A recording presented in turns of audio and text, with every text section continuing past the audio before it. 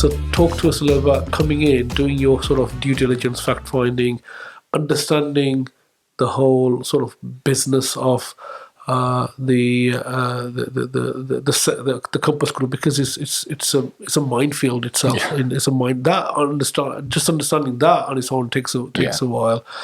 Then on top of that, the element of how do we get such a large oil tanker of an organization to turn. It's not something you can do immediately overnight. And you're talking sometimes years of groundwork, and you can't do it in over even a 12-month plan, to be frank with you, in my opinion. So talk to us about those challenges, Jonathan, and then I'll come back with a little bit more. Yeah. But I'm really intrigued with that part of it, if I can. Certainly. So I think the first week I sat at my desk rocking backwards and forwards thinking, what have I done?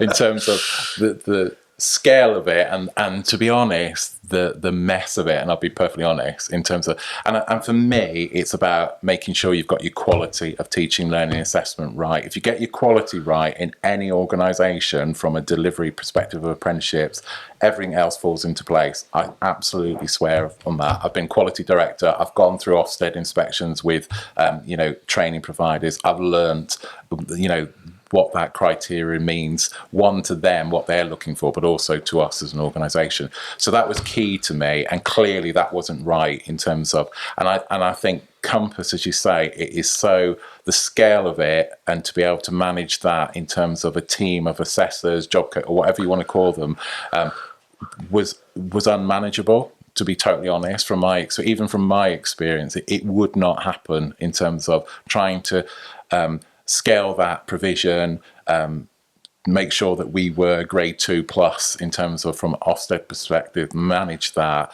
and retain that. You really had to reflect and think, is this going to happen? And I made this decision quite soon. No, it's not. I've come from the world of training providers, the experts out there that can work with us as an organisation of the scale of Compass Group to bespoke and map out what that apprenticeship standard is for what the business needs in terms of those skills gaps. And that was the best decision that I made.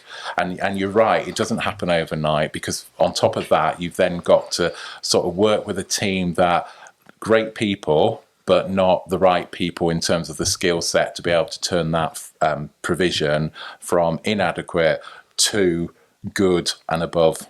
And that's what I had to do as well, not only managing the quality and the provision that we had, but also then manage a team and bring in the right team to work with me on it.